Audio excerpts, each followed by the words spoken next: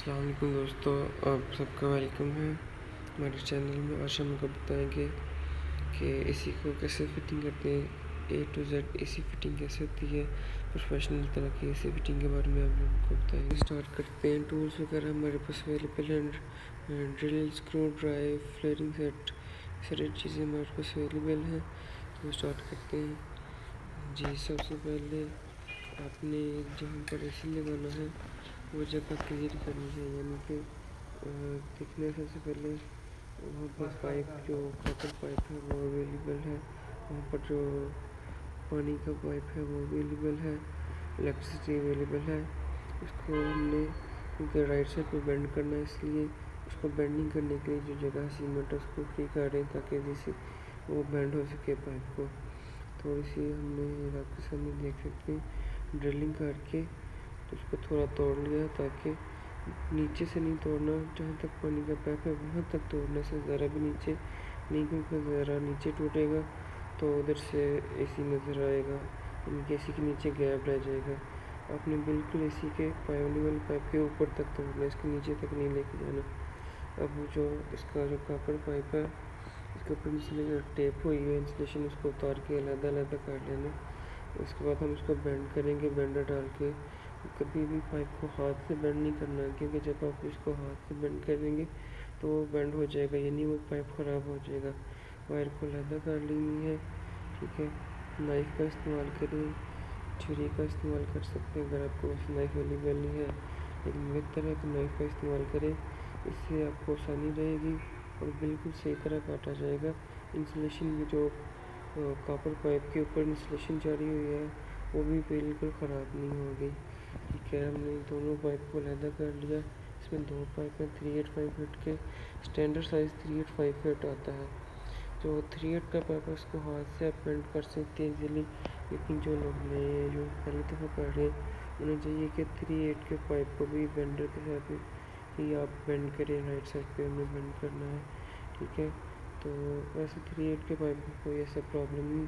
हम यहाँ पाइप थोड़ा छोटा कर रहे हैं, अगर पाइप बहुत ज़्यादा बड़ा है तो अपनी ज़रूरत के मुताबिक, यानी हमने जहाँ तक हमें पाइप चाहिए अंदाज़न हमने उतना उतार लिया, बाकी हम इसका साइज़ लेके दोबारा इसको उस वहाँ तक काट कर तो बेंड करेंगे। फ़िलहाल ये भी बेंडर चढ़ा दिया पाइप के ऊपर, उसको अच्छी तरह उसके पाइप अंदर तक जाए ताकि पाइप कहीं से भी ख़राब ना हो, बिल्कुल सही तरह बेंड हो। इसको राइट साइड पे हमने बेंड कर दिया है, बिल्कुल अच्छी तरह बेंड कर देना है, क्योंकि जितना अच्छा आपका पाइप बेंड होगा उतना अच्छी आपकी फिटिंग होगी, यानी इसी आराम से आसानी से बैठ जाएगा। अगर आपकी बेंडिंग सही नहीं हुई तो इसी फिट सही नहीं होगा, बेंड बैठेगा नहीं अपने लाक पर, तो वो नीचे उसकी खाली जगह रह जाएगी, वो बिल्कुल भी खाली जगह अच्छी नहीं लगती, ठीक है। हमने इसको बेंड कर लिया है।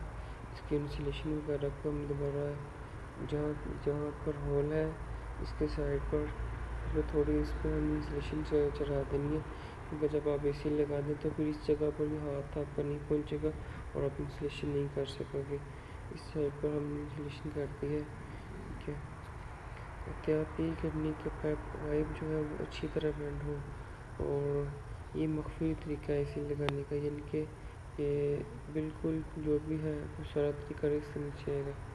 अब जो पाइप है हमने निशानी लगानी है कि एक 5 फीट का पाइप है, एक 3 का पाइप है। जो बड़ा पाइप जहाँ तक काट इसके वहाँ तक निशानी लगा ली। अब प्लेट को क्या हम वहाँ पर फिट करेंगे, हमें पता लग जाएगा। और जो प्लेट है वो सेंटर में है, बिल्कुल ना बिल्कुल राइट पे ना लेफ्ट पे, ताकि आपको आगे पीछे मूव करना पड़े तो आसान हो जाए। ये अब जो प्लेट है, जो पानी वाला पाइप है हमने बिल्कुल उसके लेवल पर अपनी प्लेट लगाई है, ताकि जब हम इसे लगाएं तो पानी इजीली फ्लो कर सके, और जो पानी वाला पाइप वो नीचे से नज़र भी ना आए। बिल्कुल नीचे नहीं लगाना, ताकि पानी का पाइप ऊपर हो जाएगा और इसी नीचे होगा तो पानी फ्लो नहीं करेगा। तो इसी का जो ड्रेनेज वाटर है सारा वो दीवार पर आके के नीचे लाइट्स वगैरह की डेकोरेशन लगी हुई है, तो इस तरह कस्टमर भी आपका नाराज़ होगा और आपका बिल भी दोबारा चलेगा, ठीक है। बिल्कुल इसका लेवल बैठ के तो बिल्कुल मिज़ाज पर। कुछ लोग ऐसा करते हैं, किसी को थोड़ा राइट पे झुका देते हैं, ये पानी अच्छी तरह फ्लो करे। एसी हर जो भी बेसिकली जो भी कंपनी एसी बनाती है उसके अंदर वो अपना इसका लेवल सिस्टम देती है। आपने इसी को बिल्कुल लेवल पे लगाना है ताकि एसी लगा लेवल पे हो तो अच्छी लुक आती है, बेटर लुक आती है।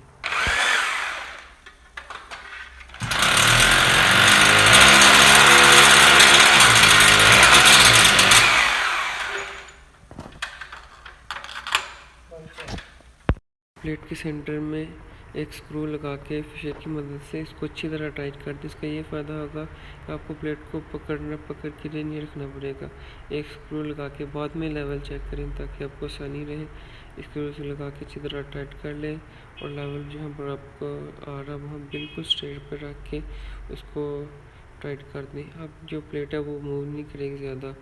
प्लेट को हाथ रख के लेवल चेक करके दूसरा भी सामान लगा के उसको टाइट कर दें अच्छी तरह। और जब ये कोई भी फिशर लगाएं या स्क्रू लगाएं तो आप ये कंफर्म कर लें कि वो अच्छी तरह टाइट हो गया। कई दफ़ा ये होता है कि दीवार जो है वो खोखली होती है, उसको सही तरह पकड़ती नहीं, तो एसी लगाने के बाद वो मसला कहता है कि एसी थोड़ा प्लेट थोड़ा बाहर आ जाती है या उसको सही पकड़ती नहीं। कई दफ़ा एसी भी गिर सकता है, आपका गिर भी जाता है। तो ये आप कंफर्म कर लें कि स्क्रू अच्छी तरह लग गया, टाइट हो गया। इसका लेवल आप अच्छी तरह और बिल्कुल स्ट्रेट रखें, थोड़ा झुका के नहीं रखना राइट साइड को, क्योंकि जो भी एसी होता है उसके अंदर ऑलरेडी लेवल होता है। आप स्ट्रेट लेवल पे लगाएंगे तो पानी अच्छे से फ्लो करेगा, बशर्ते ये कि आपकी ड्रेन पाइप जो आपने डाली हुई है वो ब्लॉकेज ना हो या एसी में ब्लॉकेज ना हो पाइप ड्रेन पैकेज में, तो अगर ना पाइप अच्छी तरह पानी अच्छी तरह से फ्लो ही करता है। यहाँ पर हमने इसका लेवल चेक कर लिया, इसको लगा लिया। बाकी के जितने भी स्क्रूज़ हैं उनको रिटेल करके फिशर की मदद से वो भी सारे लगाते हैं। कोई भी एसी है, उस प्लेट एसी है, उसकी मेन चीज़ उसकी प्लेट है। अगर आपको प्लेट अच्छी लगी है तो आपका एसी भी बिल्कुल सही लगा है। अगर आपकी प्लेट अच्छी नहीं लगेगी, सही नहीं लगेगी, आपका एसी भी बिल्कुल सही नहीं लगेगा। क्योंकि अगर आपका एसी लेवल पे नहीं है तो आपका पानी फ्लो नहीं करेगा। जितना ड्रेनेज का पानी सारा अंदर आके दीवार ख़राब करेगा, एसी को ख़राब करेगा, डेकोरेशन को ख़राब करेगा, फर्श को भी ख़राब करेगा। अगर आपका जो जितने भी स्क्रूज लगे हुए हैं वो ढीले हो गए तो प्लेट ऊपर से बाहर आ जाएगी। क्योंकि एसी का 18 का एसी जो है तो वो तो इतना भारी नहीं होता, लेकिन अब उससे ज़्यादा 24 का लगाएं तो वो वज़नी होता है, काफ़ी 12-13 किलो का एसी होता है। तो स्क्रूज ढीले होने की वजह से वो बाहर आ जाता है। कई दफ़ा लेवल ख़राब हो जाता है या नीचे से वो बिल्कुल बैठता नहीं, उसमें काफ़ी स्पेस रह जाती है। तो आप ये कोशिश करें कि अच्छी तरह स्क्रूज को अच्छी तरह लगाएं, टाइट करें। अगर कोई स्क्रू ढीला है, फिशर इस तरह पकड़ता नहीं, तो उसमें एक वायर काट के छोटी सी वायर कोई भी 4 mm की लगा दें या कोई भी जिसमें चीज़ डाल के उसको बाद में स्क्रू की मदद से अच्छी तरह टाइट करें तो वो अच्छी तरह टाइट हो जाएगा। अगर बिल्कुल नहीं हो रहा, नया सुराख काट लें। प्लेट के ऊपर जो लोहा है उसके ऊपर प्लेट के ऊपर कर भी आप ड्रिल करें तो वो सुराख हो जाएगा। तो वहाँ पर नया सुराख करके उसी को अच्छी तरह टाइट कर लें। और दूसरी जो मेन चीज़ है, प्लेट को अपने बिल्कुल लेवल पे लगाना है मेजर काट के, ताकि आपका पाइप भी छोटा ना हो। तो यहाँ पर जो भी इसके हमने निशान लगाया हुआ था 5 फीट और 3/8 के पाइप का, उसके बराबर रख के काट लेना है। इसको थोड़ा ज़्यादा रख के काटना है, 2-3 मिली, क्योंकि आपने इसको फ्लेट भी करना है। तो अपने अंदाज़ा लगा लेना कि मुझे फ्लेट करने के लिए इतना पाइप चाहिए, थोड़ा ज़्यादा चाहिए तो आप थोड़ा सा ज़्यादा रख के इसको काट लें। ठीक है, ये हमने निशान लगाए हुए थे 5 फीट 3/8 के, जहाँ पर एसी के पाइप आ रहे हैं, जहाँ पर कनेक्शन होना है बिल्कुल। अगर आपने नहीं भी लगाए हुए आप तो आप उसको एसी के पाइप को थोड़ा सा ज़्यादा रख के काट के एसी के ऊपर, एसी को इस प्लेट के ऊपर रखेंगे। जहाँ पर 5 फीट का पाइप आ रहा है, कनेक्शन आ रहा है, वहाँ पर उसको निशानी लगा दें, दीवार पर निशान लगा लें किसी मार्कर की मदद से। और जहाँ पर 3/8 का आ रहा है वहाँ पर 3/8 का लगा लें, निशानी लगा लें। इसी को दोबारा नीचे उतार के काट लें, थोड़ा सा ज़्यादा रख के इसको बाद में फ्लेयर बना लें। फ्लेयर बनाने का तरीका भी हम आपको आगे दिखाएंगे। यहाँ पर हम इस पाइप काट रहे हैं, ठीक है। तो आगे हम आपको दिखाते हैं कि इसको फ्लेयर कैसे बनाना है। फ्लेयर भी अच्छी जितना आपका फ्लेयर अच्छा बनेगा, साफ़ सुथरा बनेगा, तो अच्छी तरह वो फिक्स हो जाएगा नट, जो कनेक्शन अच्छी तरह हो जाएगा, इसमें लीकेज नहीं होगी। तो उसको अच्छी तरह टाइट भी करना है, फ्लेयर बना के उसको अच्छी तरह टाइट करें ताकि इसमें लीकेज ना हो। लीकेज का उसके बाद हम उसमें थोड़ा प्रेशर डाल के गैस का, तो उसकी लीकेज भी तरह चेक करेंगे, वो हम आपको आगे सारा दिखाएंगे। यहाँ पर हमने इस नट चढ़ा लिया 5 फीट का फ्लोरिंग डाई के अंदर लगा के। तो 2 या 3 mm ज़्यादा छोड़ के, क्योंकि उतना उसका आपका फ्लेयर आएगा। तो अपने अंदाज़ा लगा लेंगे जितना आप बड़ा फ्लेयर बनाना चाहते हैं। फ्लेयर बिल्कुल छोटा ना हो या बिल्कुल ज़्यादा बड़ा ना हो। छोटा होगा तो वहाँ पर लीकेज रहेगी, बहुत ज़्यादा बड़ा होगा तो फिट नहीं होगा, आप टाइट नहीं कर सकोगे, उसके ऊपर नट नहीं चढ़ा सकोगे। उसको थोड़ा खुला करके तो डिवाइस की मदद से उसको अच्छी तरह उसका मुंह बना लेंगे। यहाँ पर हम नोज प्लस का इस्तेमाल कर रहे हैं, लेकिन बेहतर यही है कि आप उसको स्पैकिंग टूल यूज़ करके उसका मुंह अच्छी तरह खुला कर लें। यहाँ पर डिवाइस की मदद से उसको इसी तरह प्रेस करेंगे ताकि उसका फ्लेयर अच्छी तरह बन जाए।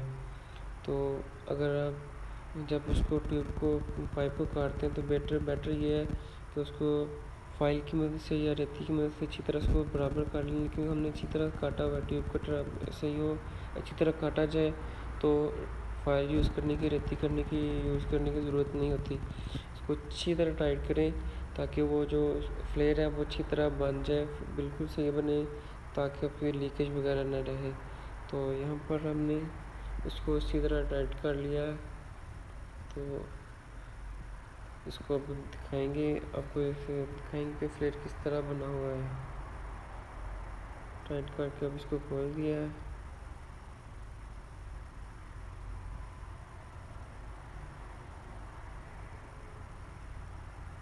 बिल्कुल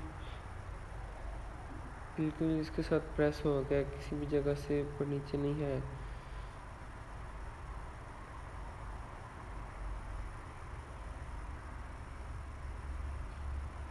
ना छोटा है या ना ही बिल्कुल बड़ा है, बिल्कुल इसके साथ बैठ के।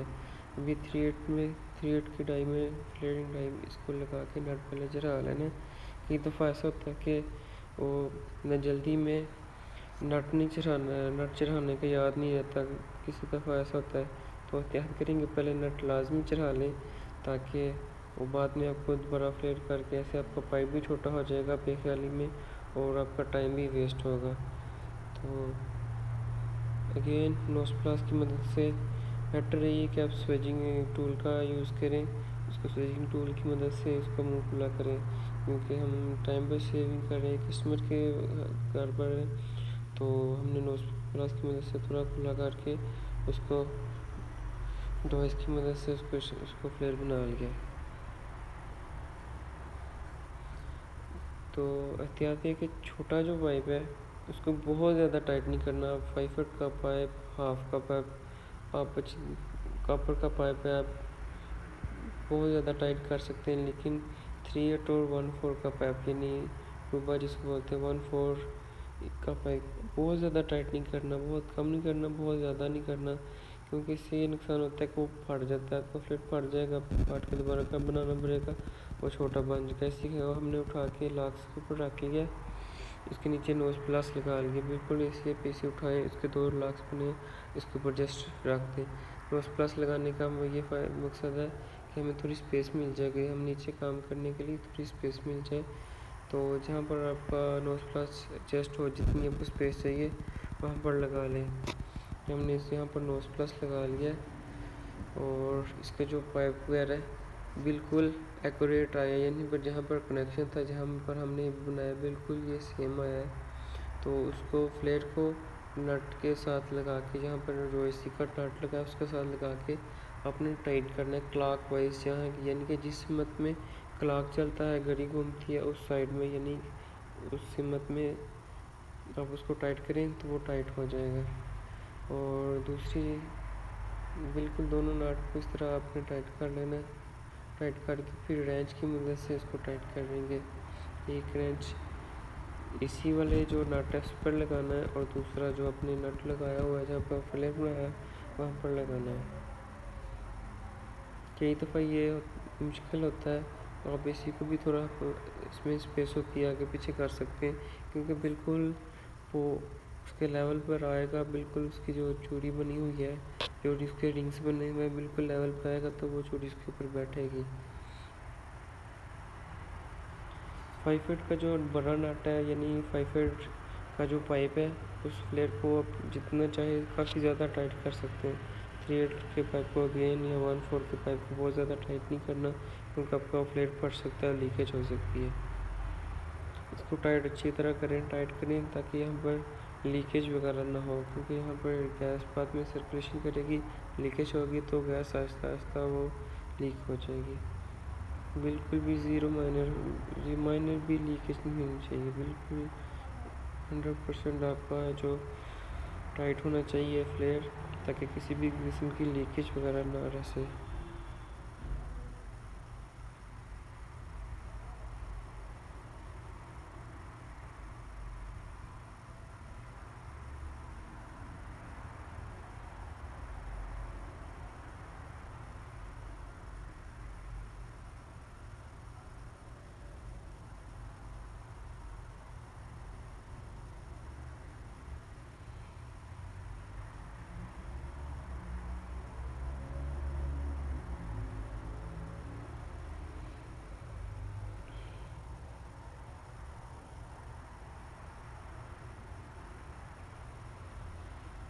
यहाँ पर हमसे एक मिस्टेक ये हुई थी कि हमने पाइप चेक नहीं किए पहले। एक पाइप 1/4 का था और एक पाइप 3/8 का था, तो हमने इसमें बाद में वेल्डिंग किया है, लहम किया है, यानी इसके आगे एक्सटेंशन लगाई है। एक्सटेंशन आप वेल्डिंग भी कर सकते हैं, एक्सटेंशन नट मिल जाता है, एक्सटेंशन के साथ उसके ऊपर आप टाइट करके आसानी से उसको इसके साथ लगा सकते हैं। तो पाइप भी हमेशा चेक करें, हमसे मिस्टेक हुई है, हमने जल्दी में नहीं चेक किया था, तो आई एक्सेप्ट इट। जी हम ऊपर नीचे हमने टाइट कर दी, ऊपर हम छत पर आ गए। तो पाइप हमने पहले बेंड कर लिया था, जैसे हमने आपको बताया था वैसे उसका पाइप हमने बेंड कर लिया और हमने छत पे रखा है। इसका जो स्टैंड वगैरह वो नहीं लगाया, मैं स्टैंड की वीडियो इंशाल्लाह नेक्स्ट वीडियो में वह स्टैंड की वीडियो बनाएंगे। स्टैंड कैसे लगाना है, उसको कैसे फिक्स करना है और कैसे इसका स्पेस मेजरमेंट लेके इसको स्टैंड लगाना है। तो छत पे पड़ा हुआ है, तो छत पर हम आ गए ऊपर। पाइप हमने काट लिया, जितना हमें ज़रूरत थी उतना पाइप काट लिया, उसके बराबर हमने रख लिया, तो थोड़ा सा ज़्यादा रख लेना। तो यहाँ पे क्योंकि ये छत पर पड़ा हुआ हम आगे पीछे कर सकते हैं, तो हमारे लिए कोई मसला नहीं है।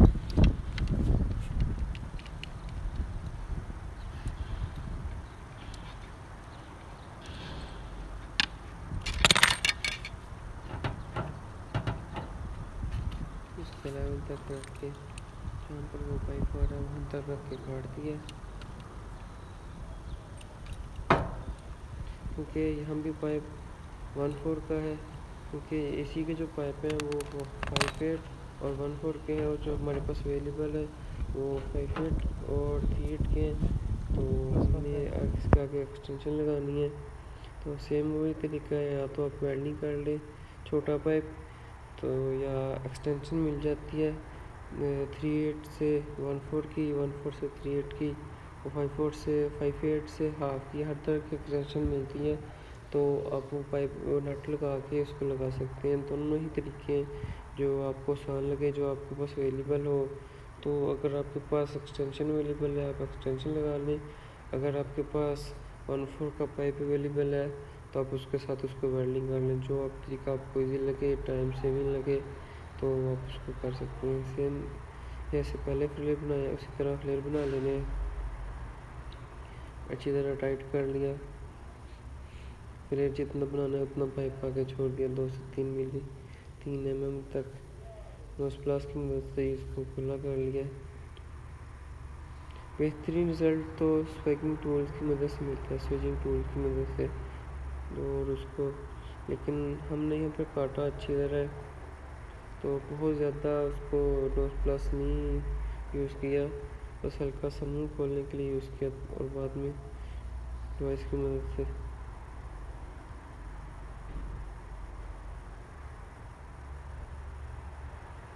आउटडोर लगाना बनिस्बतन आसान है, ज़्यादा टाइम और ज़्यादा मेहनत इंडोर में यूज़ होती है।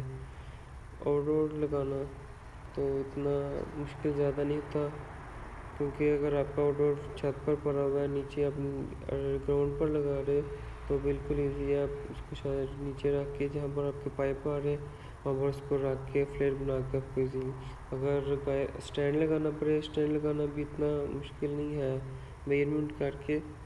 तो अगर थोड़ा बहुत हो जाए फ़र्क, कहीं आ जाए तो वो भी चल जाता है, वो इतनी मुश्किल नहीं होती। ज़्यादा आपने एहतियात हमेशा करनी होती है इंडोर पर। आपका इंडोर क्योंकि ज़्यादा जो भी देखेगा आपके इंडोर ही देखेगा, और इंडोर में क्योंकि पानी की ड्रेनेज वगैरह भी होती है तो उसका भी ख्याल करना पड़ता है। यहाँ पर हमने इसका फ्लेयर बना के बिल्कुल एक्यूरेट फ्लेयर बनाया, बिल्कुल ज़बरदस्त। जब आप एक्सपर्ट हो जाते हैं, अब रोज़ काम कर रहे हैं एक ही, तो आपको पता लग जाता है आपने किस हिसाब से पाइप काटना है, किस तरह उसको फ्लेयर बनाना है। यहाँ पर हमने एक्सटेंशन ली है, यानी कि वो पाइप ले लिया 1/4 का एक्सटेंशन हमारे पास अवेलेबल नहीं है, तो हम यहाँ पर वेल्डिंग करेंगे। हमने 1/4 का पाइप लेकर उसको फ्लेयर डाल के उसको आगे टाइट कर लिया। बाकी जो उसका जोड़ है वहाँ पर हम उसको वेल्डिंग कर लेंगे। हमारे पास यही अवेलेबल था, हमारे पास हमारे टूल बॉक्स में था, तो हमने वही निकाल के निकाल दिया। तो जो आपको जो बेहतर लगे आप उस हिसाब से कर लें। इसको पहले ही हमने टाइट कर लिया, क्योंकि वेल्डिंग करके टाइट करेंगे तो ये पाइप 1/4 का बड़ा नरम होता है, तो ये बेंड हो जाएगा। पहले ही हमने जितना टाइट करना था उतना टाइट कर लिया। अब बाकी उस पर वेल्डिंग कर देंगे और बाद में लीक चेक करेंगे, अगर ज़रूरत पड़ी तो हम दोबारा टाइट कर देंगे, वरना ये बिल्कुल ही सही रहेगा।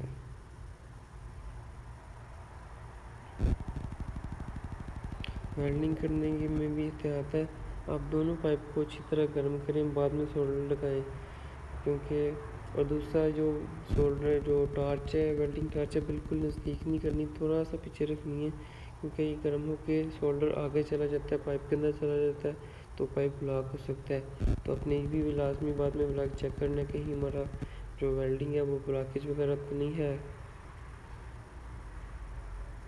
शायद पर चूँकि थोड़ी हवा है तो इसलिए थोड़ा टाइम ज़्यादा लगता है।